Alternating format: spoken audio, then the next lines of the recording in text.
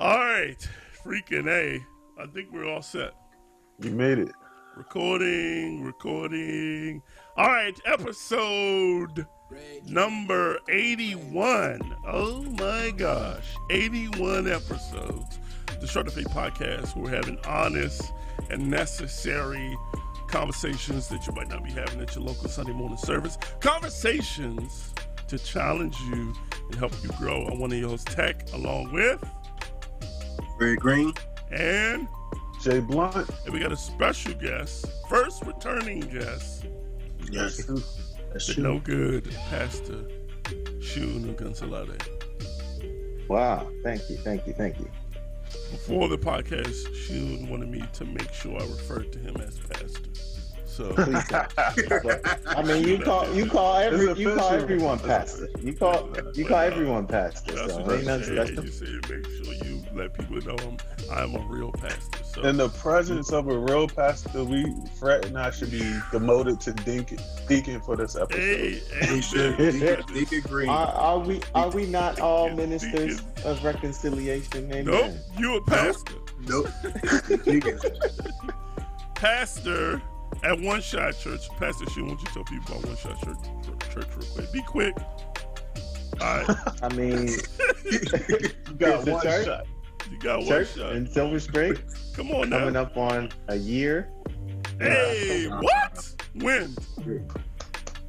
We planted October 6th, so it's crazy. Yeah. That's Wow. crazy. Hey, Amen. shout out to One Shot for 1 year. Mm-hmm. 1 year. All right, that's it. Shit, I forgot. Shit is really bad. You do it by He's worse than yourself? me at self-promotion. You told me to be quiet. I don't know what be quick, but you like we're at church in Silver Spring. I don't know what you want me to say. Yeah, no. You can tune in YouTube, Instagram, One Shot Hey. Church. Shout out Rodney Caldwell, Shayla Hey, Caldwell, that's Rodney. holding it down. you Yeah, so go. I mean, definitely open for you guys. If you want to hit us up, DM us, email us. There you go. Signing off. All right, that's what's up. How's everybody's days going? All is well. Today we're going to be talking about, by the way, Breonna Taylor. If the last 20 minutes was any taste, it should be a good conversation. This is gonna be dry after this. We had a free Jason ain't here for no crap. I know that. Believe that's that buzz, the Arab. I mean, That's right. got him on the internet. But you guys are well? Everybody is good. About to get canceled. I love Brad. Twice. I'm probably gonna get canceled a couple times today. But all you guys are well.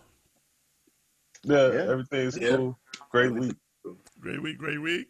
But yeah, we're gonna be talking about the Breonna Taylor. The verdict for that just came out yesterday, and so I want to have some conversations around that. And one of the things I like about it, even though me and Jason were just having a big discussion about he who shall not be named, but one of the things I do appreciate about here and his conversations, and which is my big criticism sometimes about church, is when you're hearing a sermon, you're just getting that one perspective. Now, don't get me wrong, I'm right, and I'm right with all my heart, okay? But it is necessary, I think, for believers to have even like enthusiastic and passionate conversations from different perspectives. And so that's one of the reasons why I even wanted to call Shun to just add his perspective in here, and so that we can get, this conversation going. But before we get to that, we can deal with something maybe a little bit lighter, and we have a quick hot take. All right? Yep, let's do it. Pause for dramatic effect. All right, so here's a hot take, and maybe this will be short. Passion of Christ. Apparently, Jim Caviezel said the Passion of Christ, they're working on part 2 of Passion of Christ. Mel Gibson's working on part 2 of Passion of Christ, and it's going to talk about Jesus Christ and his resurrection, things that happen after the resurrection. I'll revise the question a little bit. Here's the question. With our newfound wokeness in society, do you think that people will be up, even though he killed it, for another white Jesus? Because Jim Caviezel, I'll be okay with Jim Caviezel doing it. He would probably be the last white Jesus I could stand. That's he used up all the white Jesus cachet. But would you want to see? Would you have an issue, or do you think they'll have a tough time in our new woke society with Jim Caviezel, white Jesus? Do you think it's going to be an issue? Who want to go first? I'll be quick. You said, do you think? I don't think. I don't know. I don't think too many people have a problem with it. I think I know we're in a different time than when the first Passion of the Christ came out, but I think America is just so used to white Jesus that it won't be such a. I think people would say something, but I don't think it would be like a boycott of the movie type of thing. I think it would just be mentioned. I think it wouldn't be like a big problem in the long run. That's it. You think people be up? People be up for. They may not care about white Jesus. Pastor Gonzalez. Speaking of white Jesus. Oh my gosh. I don't what I don't know is how white does this guy look? I forgot. He's not like he's not blue-eyed white. Nah. So I see if I can pull up a picture of Jim Caviezel. Go ahead. For me, the thing is more accurate representations, right? So when you make Jesus look like he's from Switzerland or like he's German, like that's the problem. When he's been Europeanized, he's like, no, these are my disciples. Sorry, that was my he should look like he's Middle Eastern, and I think as well it should be emphasized around the casting around him too. Like even I don't remember who they had carrying the cross, but they said Peter that was guy was black, from I Africa. think. You know what I'm saying? It's like they have some representation, some something, or at least make the people look very Middle Eastern. So I don't think people gonna be canceling it. The first one was such a hit, yeah. We think weren't as woke back then, though. I mean, hold on, my internet, bro. Touche.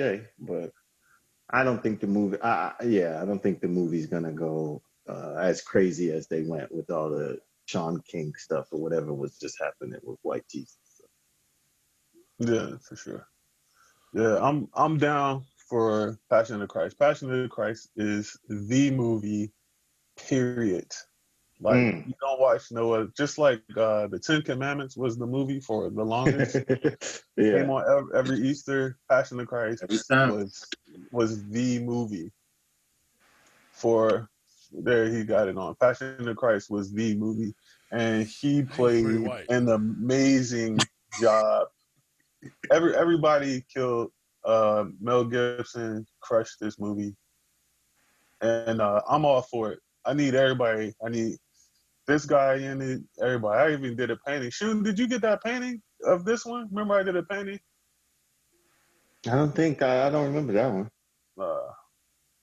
Well, anyway, I'm down. But yeah, I mean, this is the stereotypical portrayal of Jesus, right? Eric, didn't you talk about where that came from on that way back episode? Oh yeah, like somebody's son. It was somebody's son, wasn't it?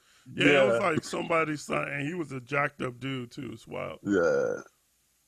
But this is since the Sunday school, Jesus has always looked some variation of this. Right? Yep. So it's not, That's true. I think when we see Jesus for real, we might be kind of disappointed. What do you think? I don't see that Jesus. That's not me, Jesus. That was Jason. Malik Blood, Jesus. No, Jason is being biblical. The Bible said he was unassuming. He wasn't. He wasn't that. That was Jesus in the flesh. Jason is being biblical. When we see Jesus, he's gonna be in glory. He's gonna be in glory, but I think we might. I don't know. We might surprise us. When you gonna be like, what? White Jesus was better? Like, man, I like white Jesus. No, bro. I'm not gonna say that, but I'm just gonna say have a look at the Jesus. We're gonna be surprised. I think we're gonna be white surprised. Jesus had nice eyes. No, bro. Grass. Should have I'll be had impressed, anything like guys. us. Nah.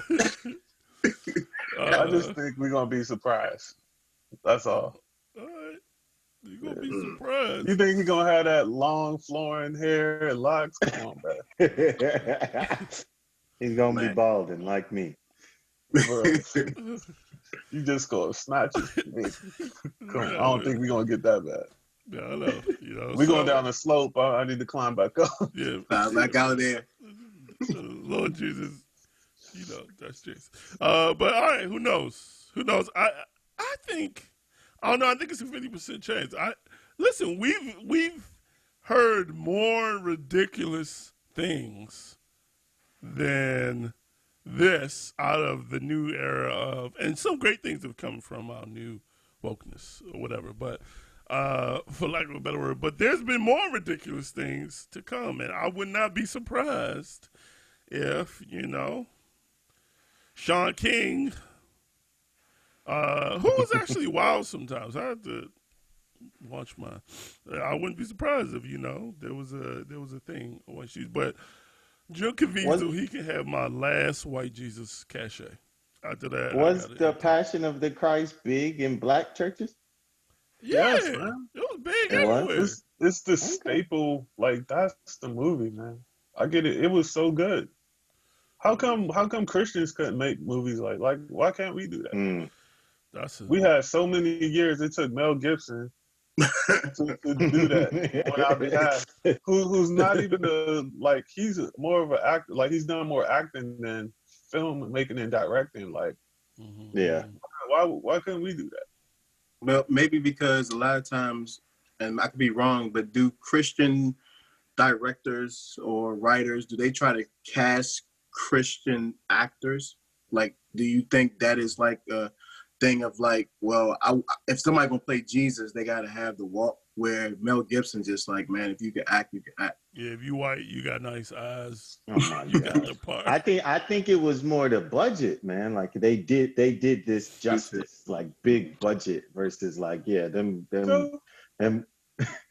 Bible, the bookstore Christian movies. This would have been a whole different. I need Tyler Perry and Cicely Tyson in the next Passion of the Christ. Oh my God. I want to see that, Jason. I want to see that with Bobby Jones. I need all of them. Come on, that would make an epic movie. Man. You know, Tyler Perry wig's gonna show up in that junk too. Somebody gonna have braids. So Jesus gonna have some cornrows. He's gonna have cornrows. And this is maybe bad too. I'm tired of slave movies, and I'm kind of tired of Jesus movies. This is my last Jesus movie. How many? I feel like we done did 1,000 Jesus movies. Praise God, Passion of the Christ. This is it. Thank you. What a way to go. Blasphemy. That's like 1 million Jesus movies. Not really, bruh. Based on just solely Jesus? Just solely Jesus? Yes, Jesus movies. Are y'all not saved? Maybe I'm not. He is Sunday school baby too. He is. I can tell. It's like 1 million Jesus movies. Hanna-Barbera joints you talking about? Bro, that's hold me. on. Oh yeah, thank you, Sean. So, Frank said we need Morgan Freeman as the voice of God. Always, Get, always. Yeah, like, he's got it in the bag. Get Morgan up there, bro. Hold on. That's not even all of them. Hey, by the way, Sean, Passion of the Christ had a $30 million budget. Wow. Yeah, but they compared to like Avengers, that's nothing. But they made 620 something million box office. Crazy. Where they tied that up? Church of Scientology, probably. That would be real jacked up. The time Passion of the Christ went to the Church of Scientology. Like, this is great. Thanks, man. All right, well, we'll see. Hopefully it's a great movie. We'll see what happens. I'm glad that this conversation is recorded. So in case I'm right and they cancel or they got Malik Yoba playing Jesus. I want to see Denzel as Jesus. Oh man. I don't know if I would. Denzel plays the same character. Yeah. I want to see Fred's a Denzel Denzel as hater. Denzel as Jesus. That scene in the garden is gonna be epic. Yeah, bro. So Anyway, we'll see. we going off. Pastor J, Yo, what's what's today? today? So today is gonna be the 28th, correct? The 28th. All right. Get us So through this today podcast, bro. is National Drink Beer Day. So Hey, Oh, okay. okay. the Shun is pretty excited about that. I see. Do you judge people who drink beer? I judge no one.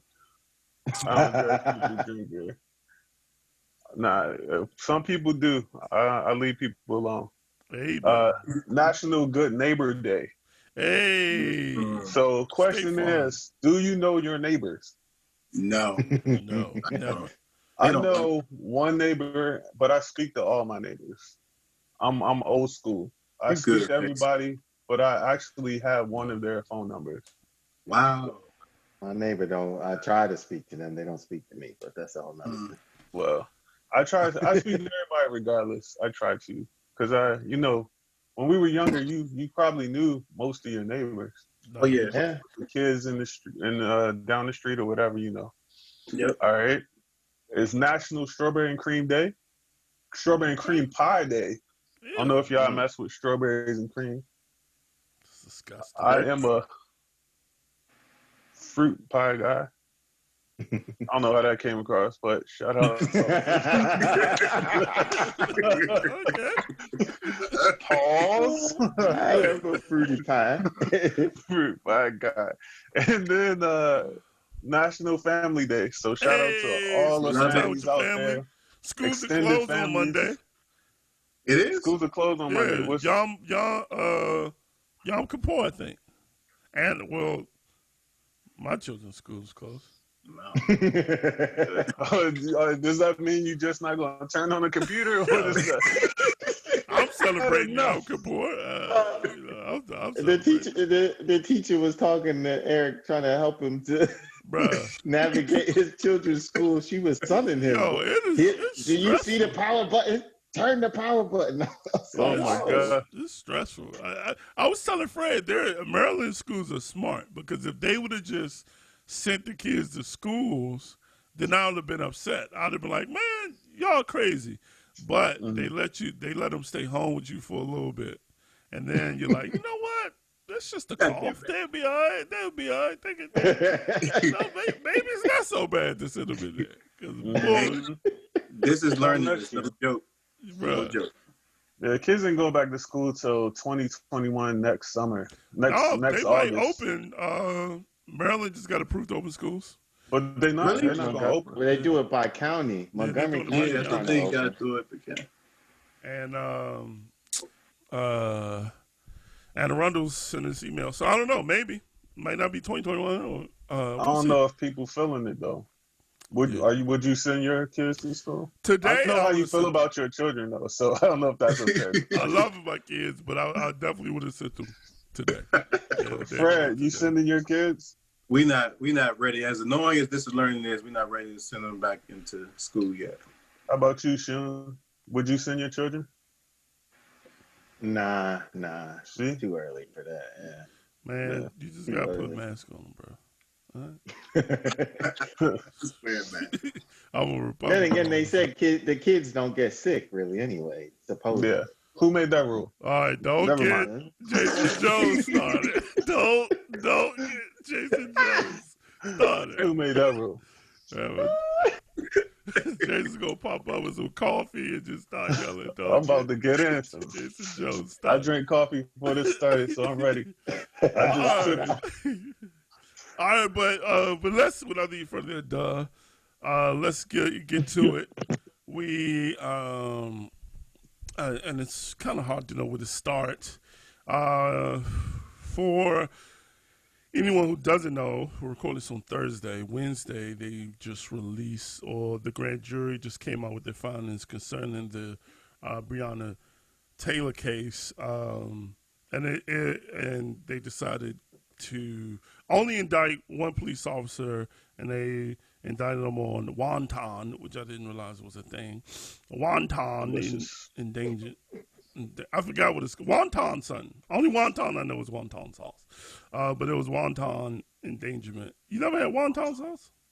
But you never had wonton sauce. Ah, That's not a real thing. Wontons are the actual food, but yeah. Oh, okay, maybe I don't know, but see, that's the only wonton I know. But they had them on wanted endangerment. Right now, people are protesting.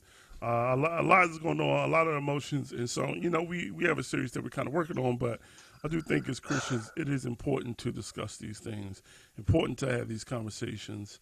And so after it, I kind of went on my own little journey, just trying to processing how I felt.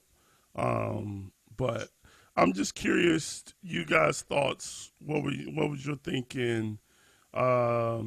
Yeah, just what was your initial thoughts when you heard the grand jury's announcements and just your thoughts in general? And we'll dig a bit deeper into the case and just things as well. And to the point is, how do we respond as believers, or as people, as Pastor Jason Fairley would say. But in this context, how do we respond as believers? How do we deal with issues like this, and just other things that might arise from it? So, Pastor Shun, you're here. I'm just gonna put you on the spot. What were your initial thoughts? And yeah, just about the whole situation in general. Yeah, I think it's going to be a little weird starting with me, maybe. But I wasn't surprised, not one bit. I was, there's a podcast I listened to on Spotify. It's called The Daily. And they had 2 episodes on the whole Breonna Taylor case. And I think for me, the level of detail that they gave in that case, it caused me to see as much evidence as possible that was presented. And from that podcast, I said they are not going to convict these police. And you can get into all the nuances of why. So I do understand the hurt, the anger people are feeling. I get it. I don't think Black people need another reason to be angry, right? So it's like you just it's like it's a pool of gasoline, right? And this was just a match.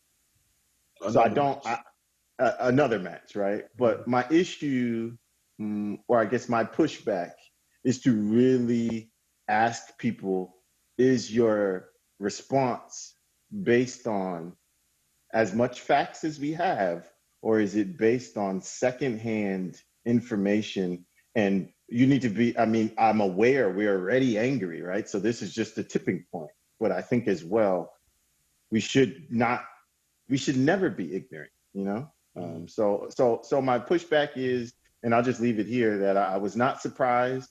There was a number of facts that came out.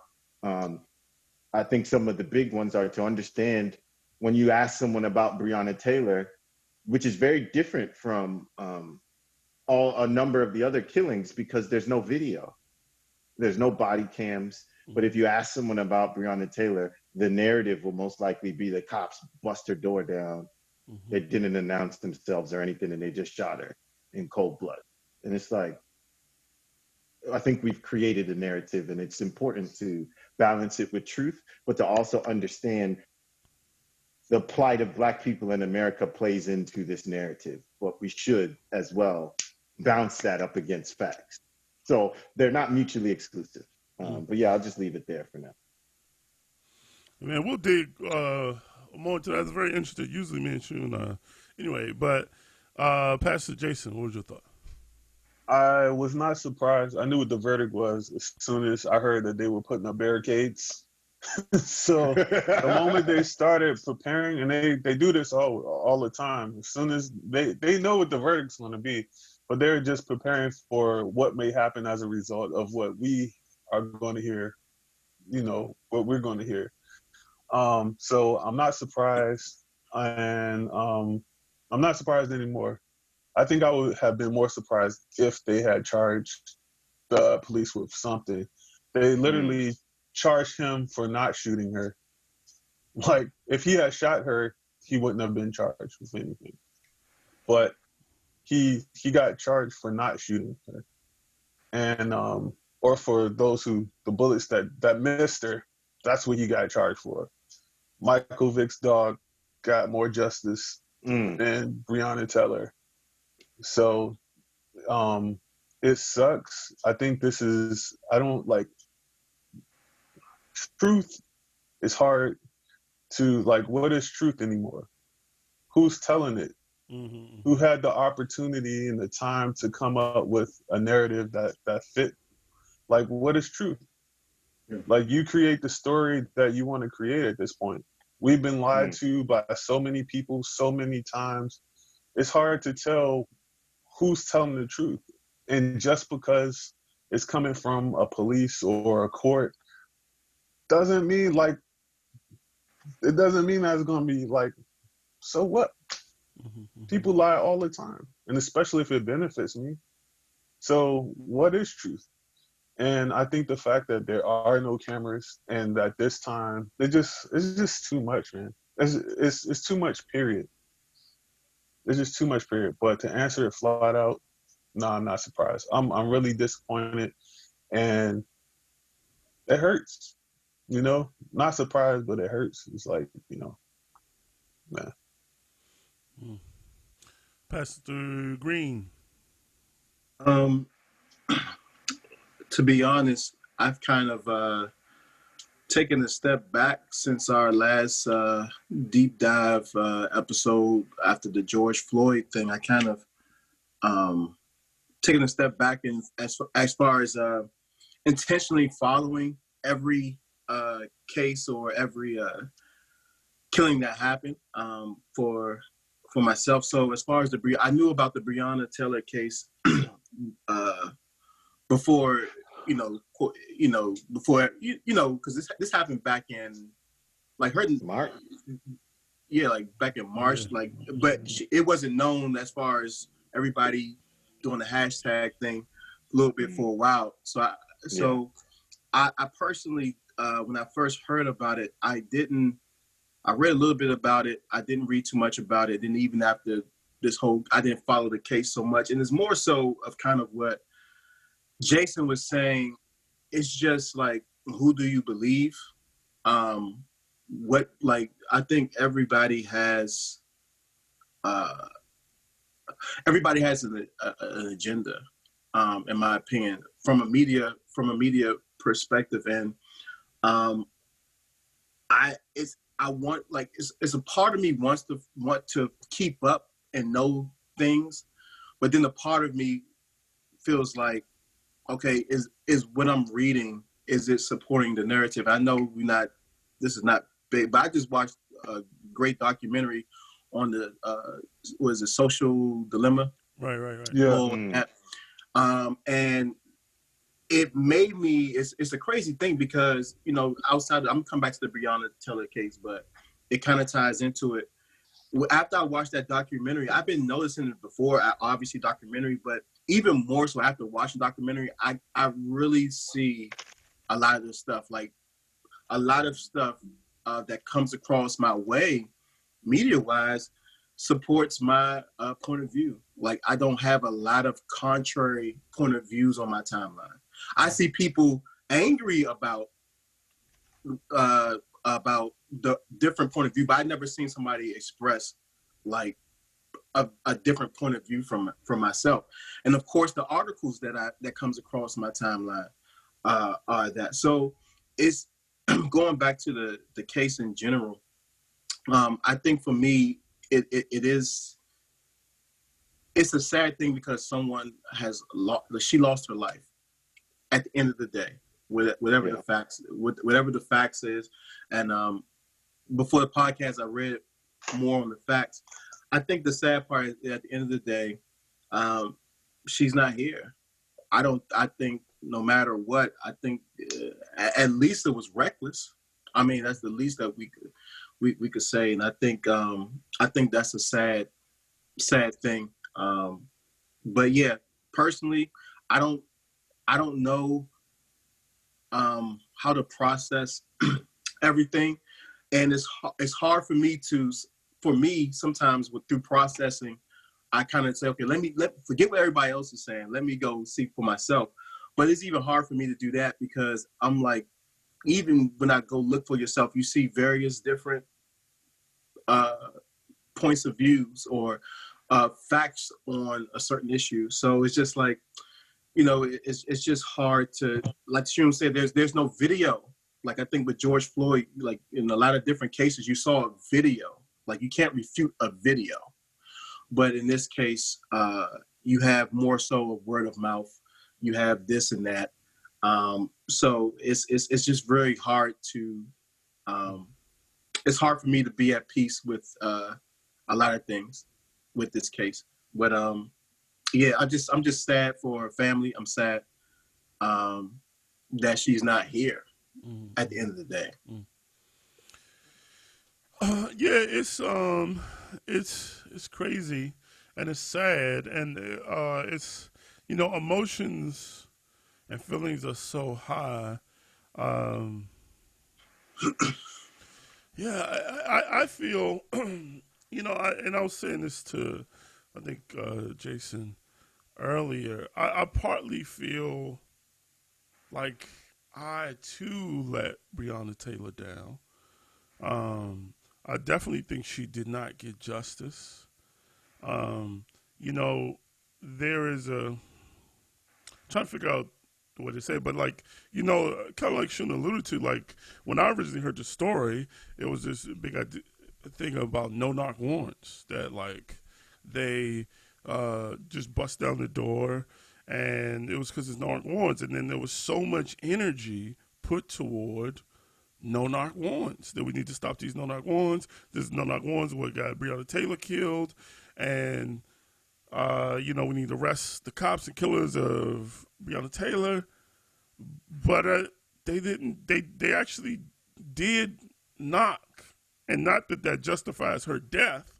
But why am I putting so much energy into this no knock warrant stuff when they actually did not? I could have put that energy into something else. And so just to kind of quickly outline the story of what it appears to be, like Jason said, we don't have a video, so it's not like a video or something we can point to and say this is what happened. But what it appears happened is that the police, for people who don't know, just laying out for people who may not know, that the police were trying to serve a warrant, and you guys can correct me if I say anything that's wrong, that the police were trying to serve a warrant on Breonna Taylor's ex-boyfriend at her apartment.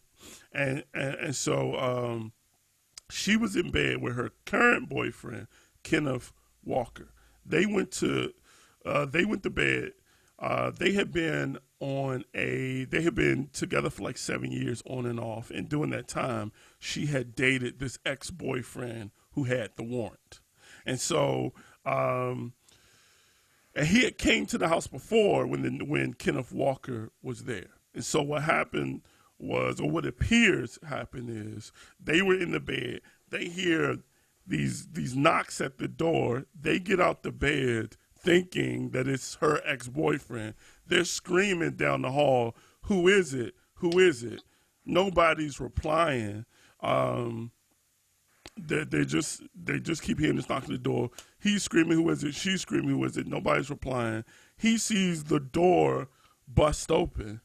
He had his gun because, he thought someone was there. He shoots down the hall. He aims at the floor to kind of send a warning shot to whoever may be breaking in. According to the police, it's up to you whether you believe them, that warning shot that he sent to the floor hits one of the police officers. Hits one of the police officers in the thigh, and then for that one bullet, they, in return, fire off maybe 30. I forgot the exact count. One person, I think, shot 12. Another person shot like 10, 16. It was an insane amount of bullets. And so then they returned fire. He only shot once. They both hit the ground. Breonna Taylor struck six times. One of them according to them, is fatal. Another police officer, the one who got in trouble for wanton endangerment, apparently. I don't know if he was on the side, but he was somewhere where he could not see, and he was just shooting inside the apartment. That those bullets, again, if you believe the police, did not hit Breonna Taylor. They actually went into another apartment, and that's why he was charged for endangering the lives of the people in that other apartment. According to police, none of those bullets hit Breonna Taylor. I think for me, and one of the reasons why I feel like I feel Breonna Taylor, I'm trying to think of this from an aspect of a Christian, is I always give white people a hard time, and definitely like white Republicans getting a hard time for getting caught up in whatever people tell you believe. And it's just like, this is the narrative of your crew. That, and then whatever Ben Shapiro, Candace Owens tells white people, they're like, okay, this is the truth. I have to be objective and say to myself, am I doing the same thing for my side? So I'm like, and I feel like it caused me and us to focus our attention in the wrong direction. So we focus our attention on these no-knock warrants. We focus our attention on arresting the killers, the actual police that was there, but we're not focusing on attention on the situation that brought these two people on the collision course that caused Breonna Taylor life. We're not focusing on the laws that we were expecting to convict these people. It's like, I feel like we were saying, we want you to arrest these people according to your laws. And they like, bet, we will, because and our laws actually exclude them. Yeah. Mm-hmm. And so we didn't spend, I feel like, and not that, not that it's our fault or we can do anything, but I feel like because there was such a narrative out there and we kind of like snowballed and followed that narrative, the attention wasn't focused on the right things. And so now, there was this big settlement, but like, other than that, what has been done? And it actually does go back for me to the social dilemma thing, because they push hey, if this is what you believe, this is what you seem to like, this is all you will see. I didn't even know that you could listen to Kenneth Walker's actual testimony and hear exactly what happened. And I thought I knew because it's what people told me. But I didn't know if you guys wanted to interject it there or anything. Yeah, no, I was going to say too, I think this is more of a case study in the power and danger of social media, in addition to the tragedy of her dying. Because I agree, I think the issue with ignorance is exactly what you said, that we won't know what the real issues are and how we can correct them. Because to your point, the no-knock thing, they passed the Breonna Taylor law, they said, and we would have to go and look at all the criteria, but the no-knock thing is important, right? Because even though one person said they knocked, but there's going to be issues if they continue to be able to execute warrants and not have to knock on people's doors. So now they're saying, hey, they passed this law that says, okay, we want to exclude no knock. And there's a few other pieces of legislation that they pushed. And I think those are the important things to come from this. But I guess my main question is, in particular in this case, but for all cases, when we say we want justice for somebody, what does justice look like? Exactly. Killing people, or they kill her, we kill them. And they shot two cops, right? So it's like that. My question is really, what is justice? Because $12 million, are we saying, well, that's not going to bring her back? But does that contribute to justice or not? And if those cops were shot at first, and one of them, from what I heard, he got hit in the leg, and then those cops returned fire. So if they were shot at, is it just for them to be arrested according to the law? Or are we going to arrest them based on social media hype? All right, I'll jump in. Or, yeah, no, I agree. I agree with you saying. I agree with both you and Tech, actually. All right, so what does justice look like? I said this before, or when I talked to Tech, actually, but we're in a system that does not necessarily benefit us. I think people don't realize that there is a system that doesn't necessarily work in our favor. Yeah. And the laws are created, some of these policies are created for their benefit and protection. So, like, arresting them was not going to do anything. Like, nothing, us knowing the laws or whatever, it would not have changed anything. It would have ended exactly the way it ended today. And even I'm sure in these new laws that pass, there's something, some clause, some little thing that protects them. They're not going to stop having the power that they have to do what they need to do or want to do. And I don't think that I think a no knock definitely benefits um the situations where they need to go in and grab somebody. Like, you don't want to make people aware of what's happening. I get it. However, you know, part of the system that was broken is that who they were looking for is already in custody. Right. Like, he wasn't even there. He had been arrested, what, way, way, way before. Yeah. Yeah, so like that's part of the thing that was wrong. That's the first part. They Yeah. were wrong altogether, and that they shouldn't have been even out because it was already done. You know. And my bad, Jay, not to cut you off, but I just want to insert something right there. And that to me is, I do think that there is power in this in movements. There's power in this coming together. But like just what you said, like who's the detective that didn't know that she had a new boyfriend and he wasn't living there anymore? You know what I mean? Like who we know who the officers were involved in the shooting, but we don't know like who was it who knew that Right. the guy had been arrested but did not communicate that to the other officers. Like whoever that is, to me, should be arrested. They caused all of this. I think they said, but they were saying they were going for drugs and money because they said From the guy though.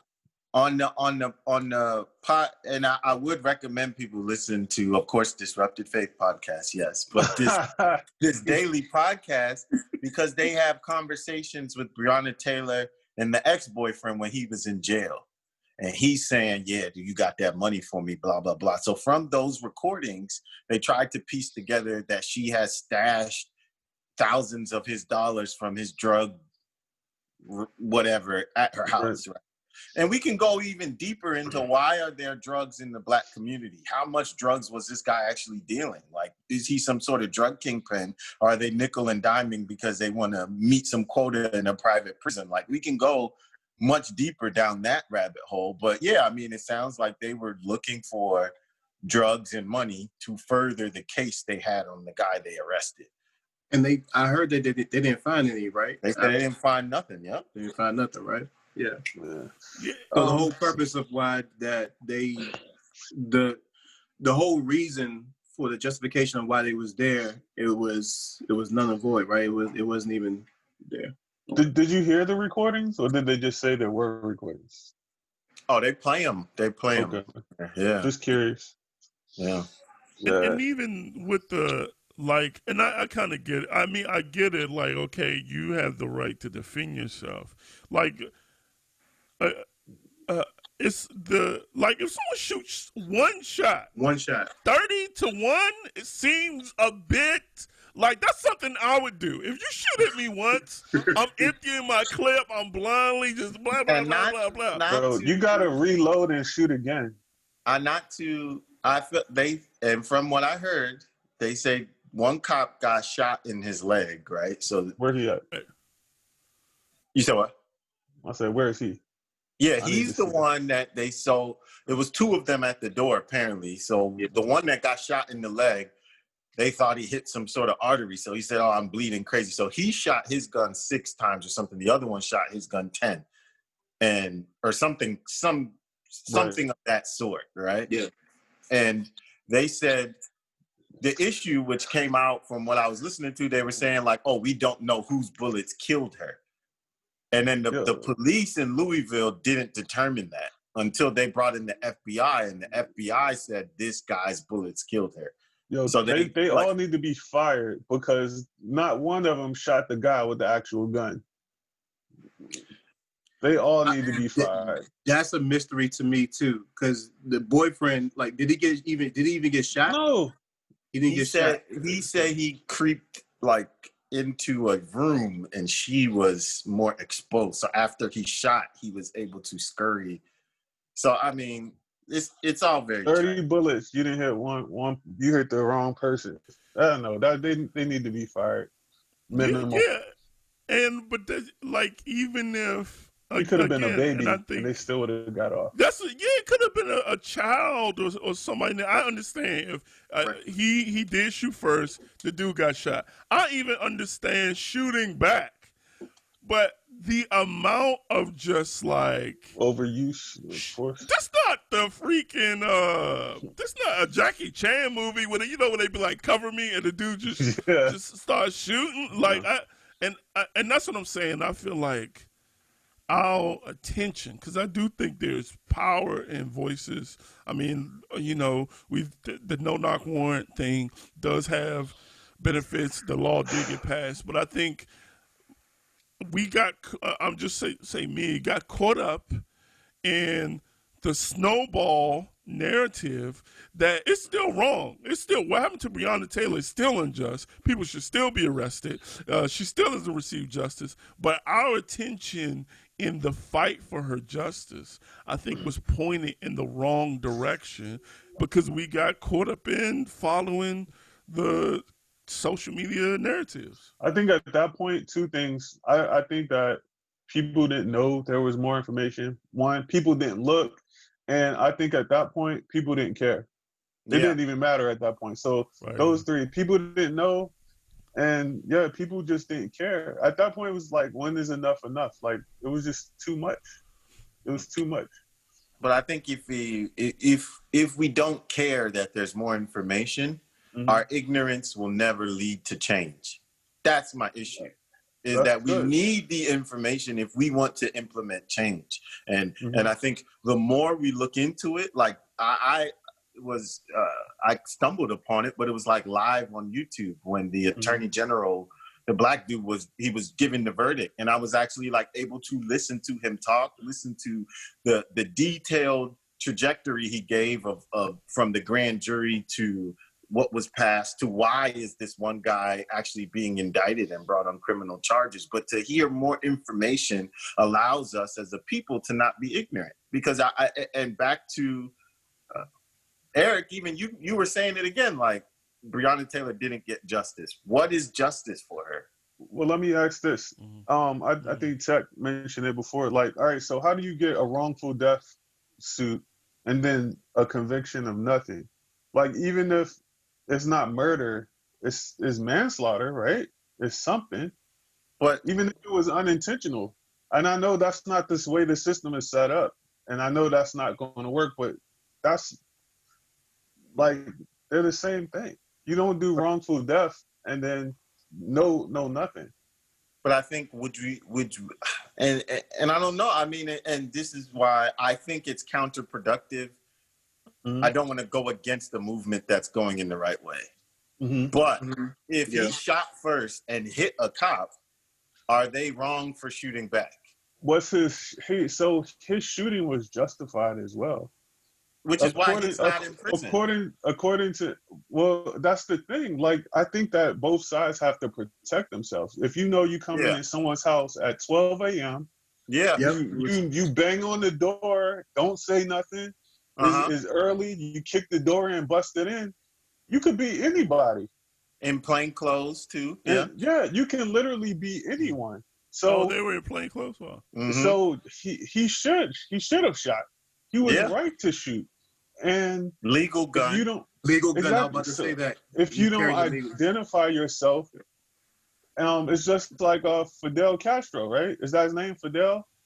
I might got his wrong Oh, name. No, Philando. Fernando. that's Fernando Fernando Philando. got. Fidel I got the Castro. wrong guy. That's That's Cuba. the beard. That's my beard. Malik The over beard. here.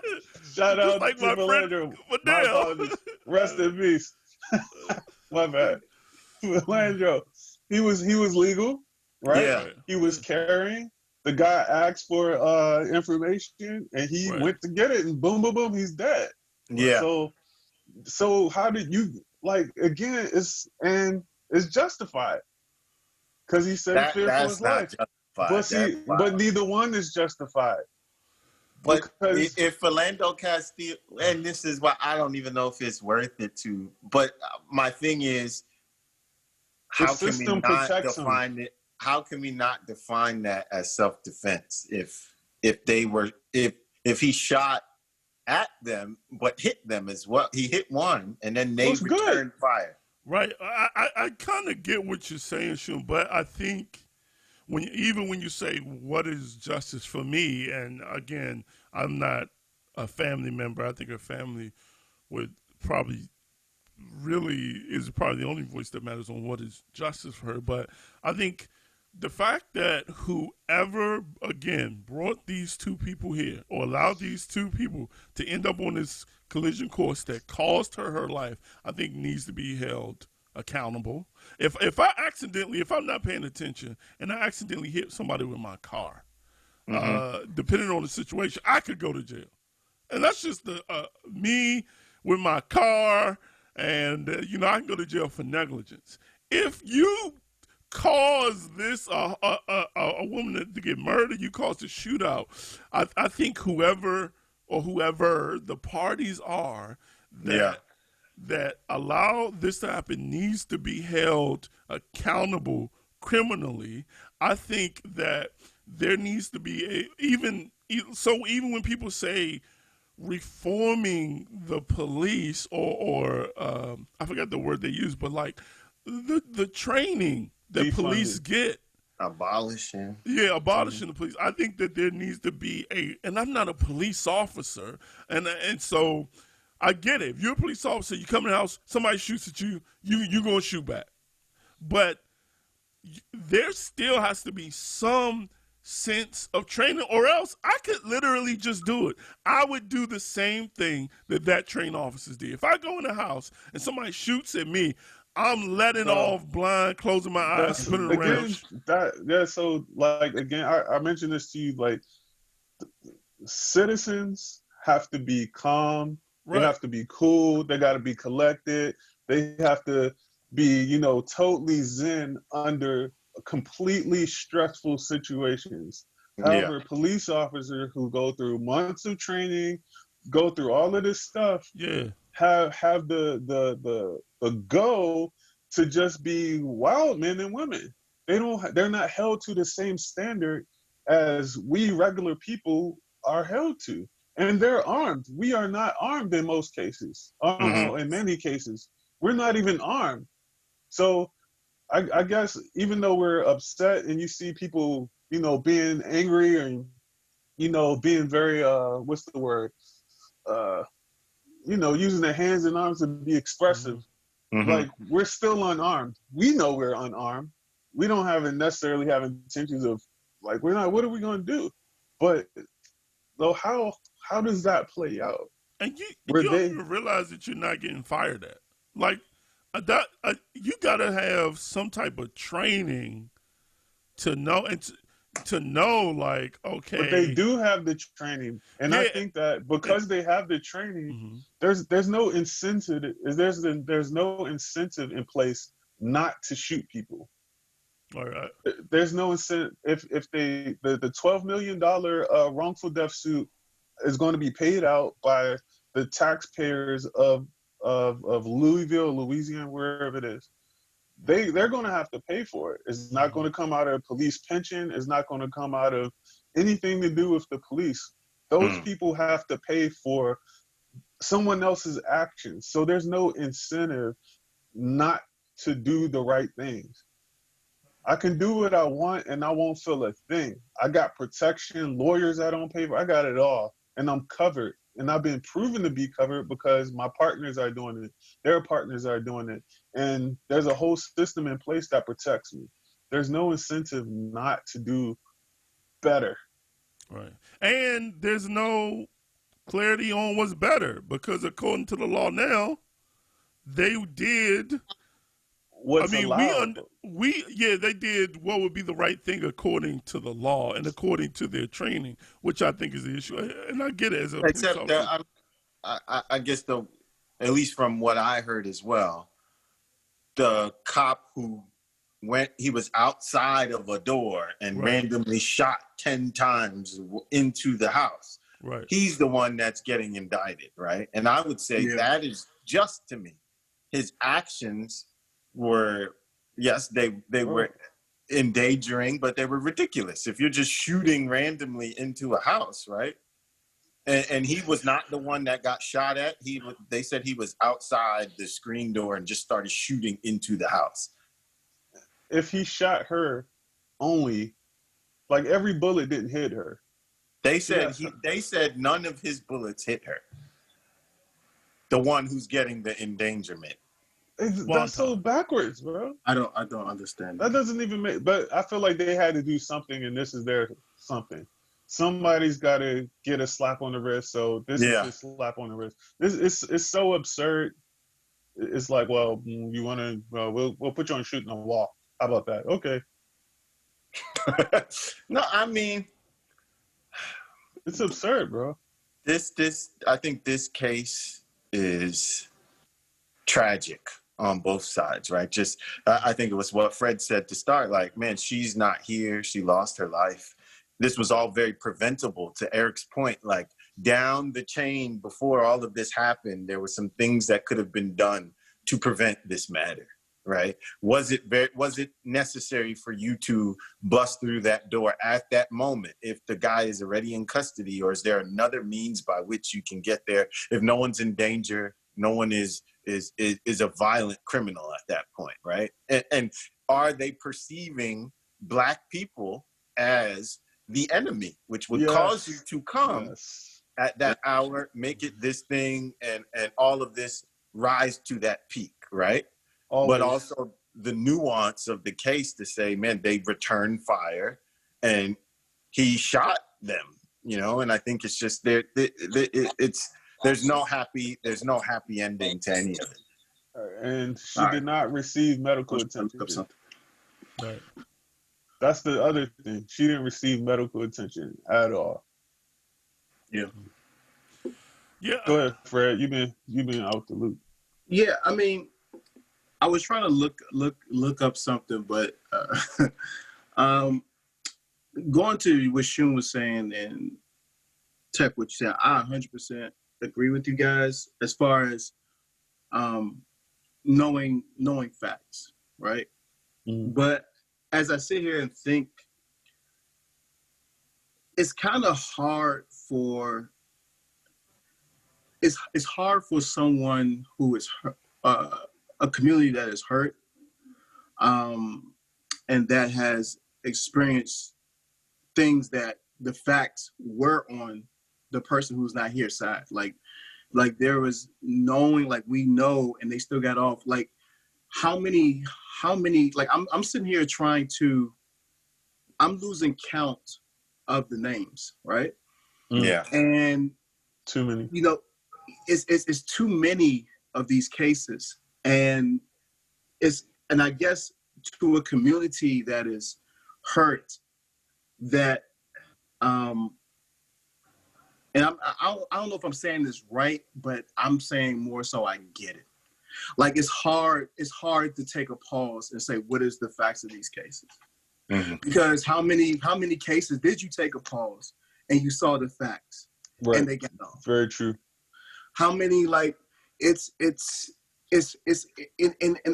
true. I get it, but I'm more so saying this, that I get why someone will read an article and it's not out of a realm of possibility to say that's true, because we have seen cases where a Black man or a Black woman was killed under suspicious circumstances, that was messed up, and the cases and the facts were there.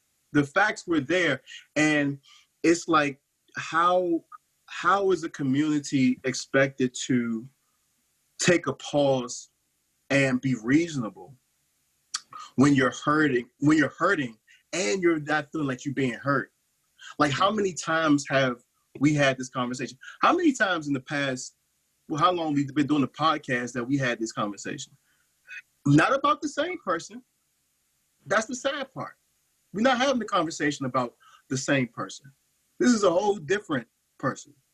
And it's hard to, I could see how someone in our community don't go research facts about this, because we've seen it before. We've seen it before. I don't need to. And again, I don't want to come off as saying, like, because I get the sentiment of what you guys are saying. I get what you guys are saying, and I do agree with it. But it's easier said than done.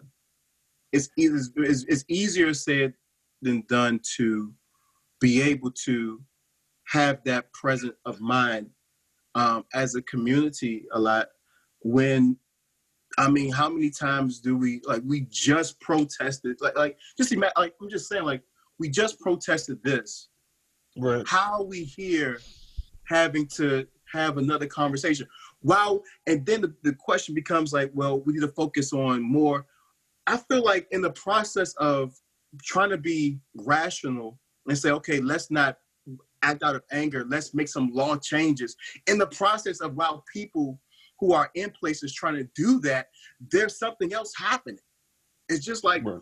like there, it hasn't even been a pause for the things that we're talking about as far as we should be focused, legislation and all that. Like, there hasn't even been a gap in between incidences for anything to even transpire. I think for me, it's just like, I get it. I mean, yeah, I'm Go ahead. sorry. My bad. No, go ahead. I think Go we ahead. all get it for sure. But Yeah. if you don't, you're going to keep getting this. People going to keep getting off. You're going to keep expecting people to hold people to a laws that are made to pronounce their innocence, unless you educate yourself. And so I think even to getting in my Jason Alex Jones mode, and me and Jason were actually having this conversation earlier. I think, my parents got divorced when I was a kid. I always use this example. My parents got divorced when I was a kid. They would always, whenever my father couldn't pick me up, they would always be fighting. And they would always be fighting, air quotations, about me. But even as a child, I understood, though they were saying that they were fighting about me, they really were just fighting because they didn't like each other. I was just the thing that they were using to argue about. I think if we're not careful, there is a sect of people, getting in my conspiracy theory mode, that want to use the plight of black people to cause chaos and come into power and to make more destruction. So it's like, they're like, yeah, man, we're with you. And so they can make, if we're not smart, they can make you feel like, because even, I mean, we all know this. You go to the protests and you look at the people who are disrupting the protests. A lot of those people are not black. You look at Seattle, who this whole thing was supposed to be about George Floyd, but the people who ended up taking over Seattle were not black. They were white. And so it's like, you look at a lot, certain, even, and I have to look into this, but you even look at some stuff with Black Lives Matter movement.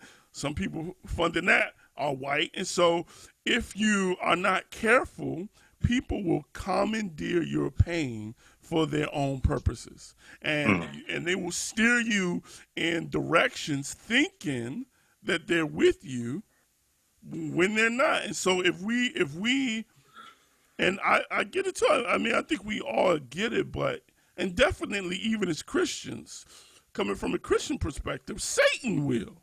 And so it's like if we it's like being mad and just punching in the wrong direction. I mean, we should punch. We should be mad, but we got to turn around and at least look where we're punching, because if we're not, somebody else will turn you a certain direction and let you loose, and and still nothing will happen. Well, you'll just end up getting played one white group versus another white group using black pain as the catalyst for their current warfare and debate. So I agree.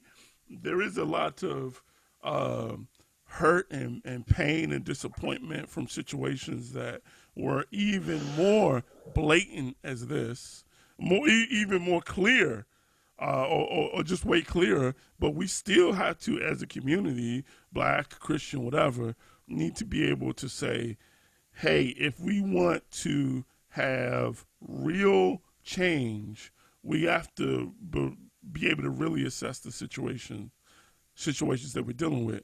If not, people will come and manipulate our pain for their pleasure or whatever purpose that they want to fulfill. Mm.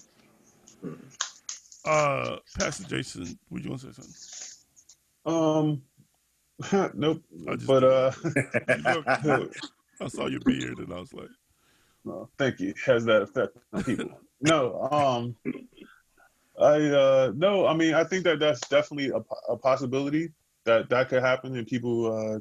I think not only is it possible, I think that it definitely happens, where people try to hijack, things for their own use and curve the narrative to fit whatever they're trying to go through. I think it happens, and I think a lot of times it does happen because and it's I think that it's easy for it to happen when there is no real leadership happening. Like there's no real leadership.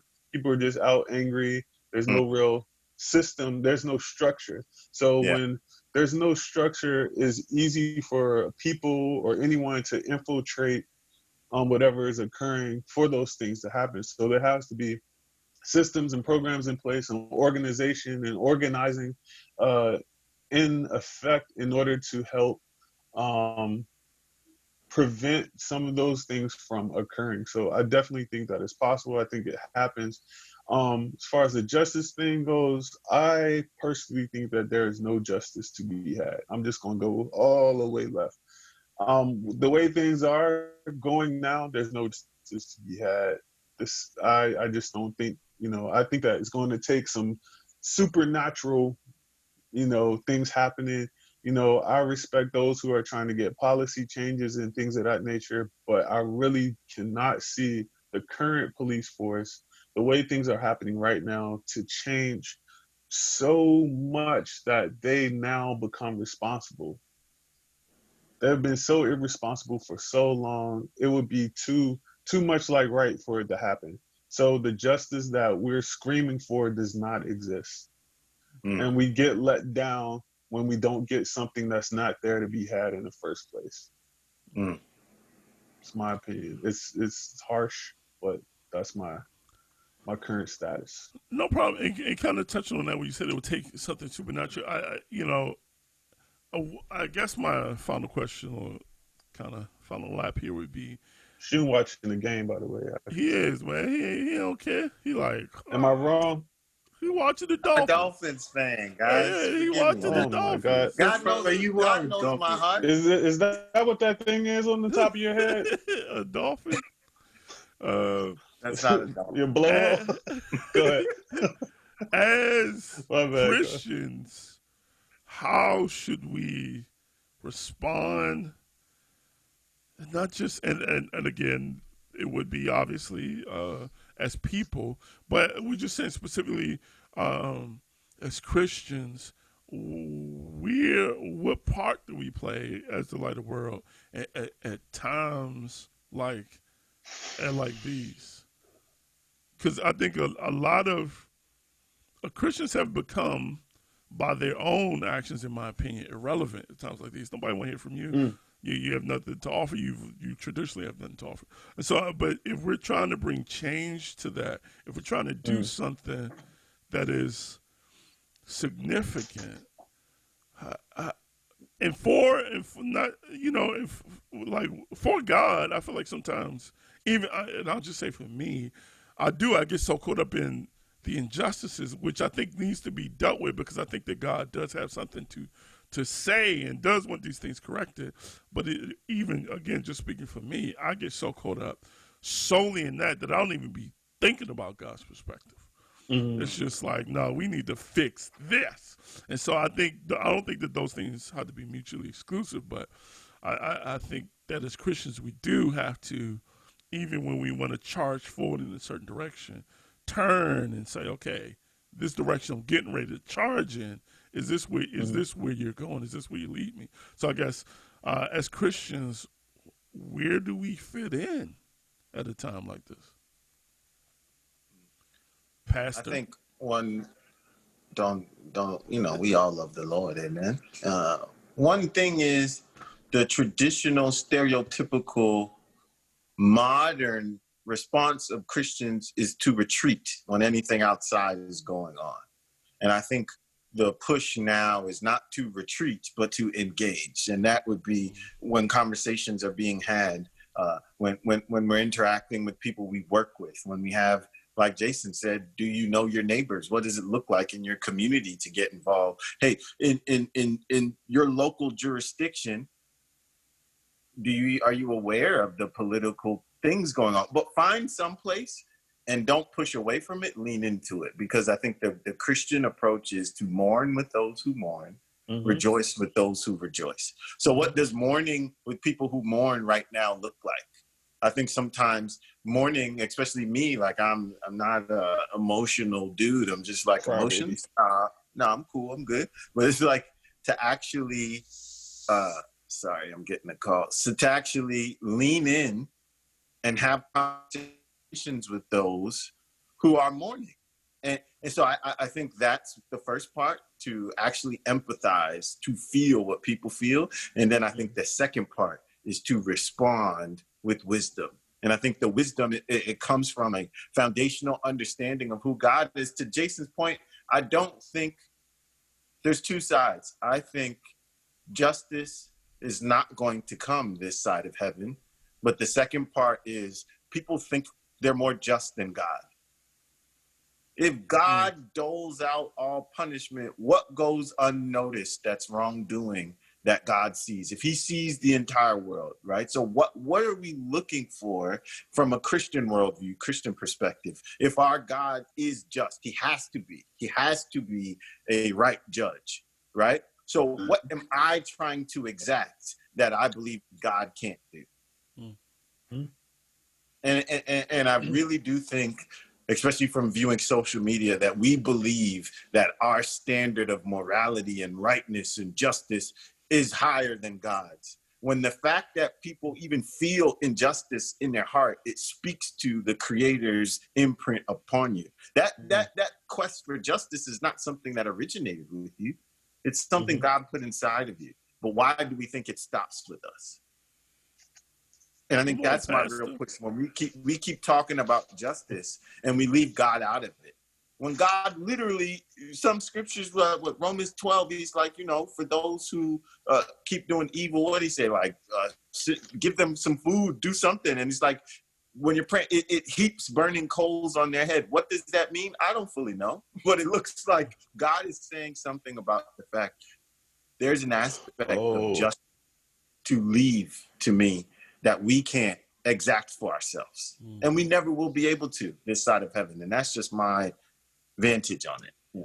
That's powerful, Sean. Excellent. What if you were really paying attention the whole way? I wonder how much insightful. I am paying attention. The Dolphins are winning. That's just, I didn't half check revelation, Sean. Hey, let me just say this, because I just understood what one of the listeners was saying. They asked at the beginning of the show, did Shun bring cupcakes? Yeah. Oh, the recall. Good. So Remember. now Good I joke. get why he said that when you just Good said you. joke. Oh, hey, I get it. Hey, I Yo, just got it too. that's a deep cut. Good joke. That's a deep cut. Whoever It said is. that. It Come is. on now. It is. You got That's a some. You good got one. some fans. You got some good, some good listeners that And the go back. answer is yes, he did.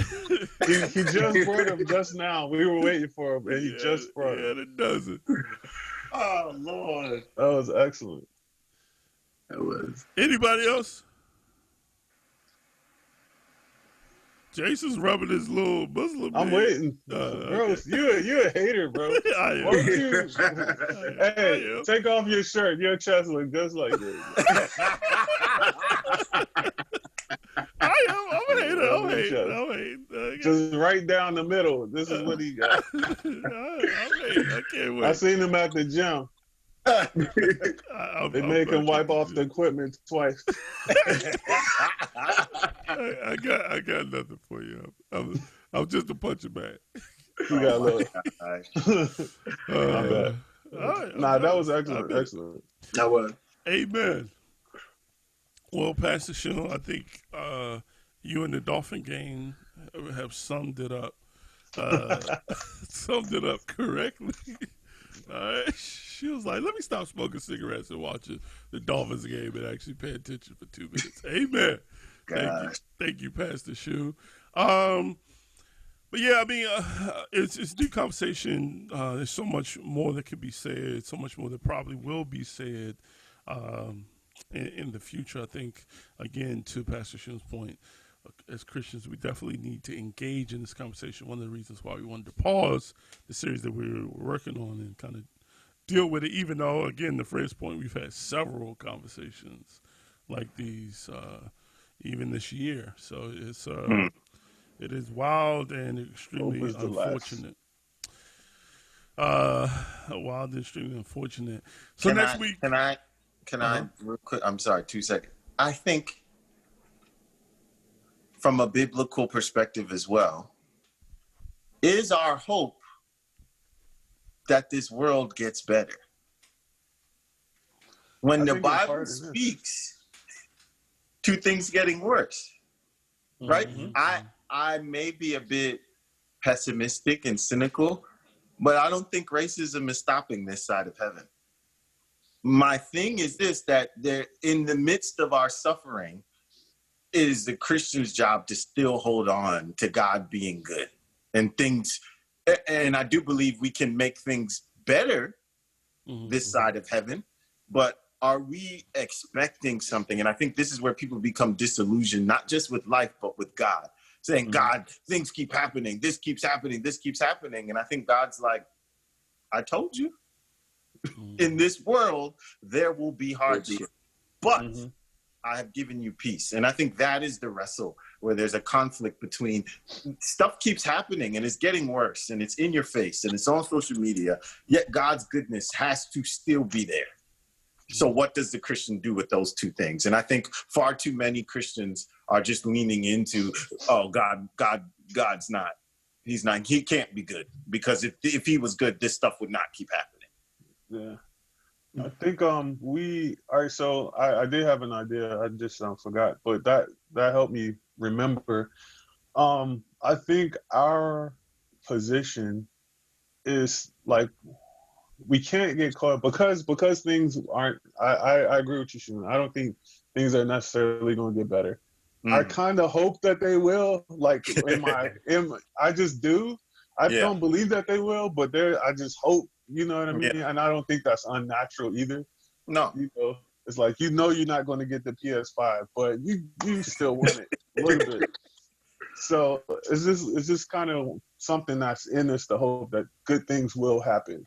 Yeah. And, you know, but I think that the job of the church or Christians as a whole is to be a hospital for those who are hurting. And like, if all of the doctors and nurses are out on the street fighting, not that we don't have a place to fight, because we do, when they get hurt, they need somewhere to go to. Mm. And I think that we forget, like, the church is supposed to be a hospital. It's supposed to be a place where people could come for healing. For us, like you said, we have peace, but we have to be able to point them to, not only point them to peace we have, but we have to be an example of that peace. And I don't know if we have it ourselves to even point to. They look at the church and we just as crazy as they are. Our trash cans are on fire, and we ready to throw a cocktail through somebody's window in the name of Jesus. So I just think that we have to do better and be more responsible with our commitment to Christianity. Come on so now. So that we can do the jobs that we were that we have a responsibility, and I totally agree with you. But I think that's why we aren't doing it, because we're kind of in the matrix with everybody else, kind of getting tossed around too. So I think there is a separation that needs to occur so we can be effective at doing the things that you had mentioned. Pastor Shun done brought the Christian out of Jason. And then we kill everyone. There you go. Amen. Earlier, that's what I'm talking about. That's how you know Shun the pastor. He like got Jason saved. Listen. Okay. We're going to get on you after this. Okay. And listen. All right, I was getting ready to all right. Amen. Thank you, Pastor Shun. Usually Fred is the Christian, but he backslide. Fred usually sums us up with a strong, powerful Christian. Fred is Shun. After the podcast, can you talk to Fred? We need Fred to get saved. Come to the altar. Amen. All right. Well, unfortunate, great conversation. Unfortunate conversation. Definitely given circumstances, but I just advise everyone to continue the conversation, and there's no clean way to do these things. So I think these conversations are key in trying to figure out how do we, when we get off, how do we make adjustments, and just what is to follow God. So pray that you guys are blessed. The Shred of Faith podcast. Again, if you're not subscribed to our YouTube channel, we're stepping up our YouTube game. Subscribe to our YouTube channel. One Shot Church also has a YouTube channel. Shun, you don't listen to the podcast anymore, but if you listen to the podcast, you would have realized, and you weren't watching the Dolphins game, you'd have realized I gave One Shot a shout out on my list of favorite preachers to listen to. Wow, man. Thank you. I just heard you talking about John Gray. I was laughing at you talking about him, and you always make fun of his body, but I feel like we built the same, so I understand his struggles. Take us a minute to get our G's off. All right, so all right, spin tops. Yeah, I always say cake bops. You got skinny legs, big top, look like a big. We built like this upside down wedding cake. What? All right, this Shred of Faith podcast. We have honest and necessary conversations that you might not be having at your local Sunday morning service. Conversations to challenge you and help you grow. So again, subscribe to the podcast, subscribe to the channel, subscribe to One Shot Church. Amen. And if you're in the Silver Spring area, even though I know Jason Blunt has told you that every church is trash except for Light City, he's actually wrong. One Shot is not bad. All right, represent in the Silver Spring area. And I feel like I'm forgetting something. I pray you guys are blessed. Pastor Blunt, shout outs, any comments? Shout out to let's see, Timmy, Rita. I have ICEJ. You know how I pronounce that? Come on. I don't know. Frank, Katrina, Aunt Rita, and I think that's it for today. Everybody else, appreciate you. Thank you so much again to One Shot Church, Pastor Shun and Rodney. Thank you so much. Yes. All right, you guys. Peace and blessings, and we are out.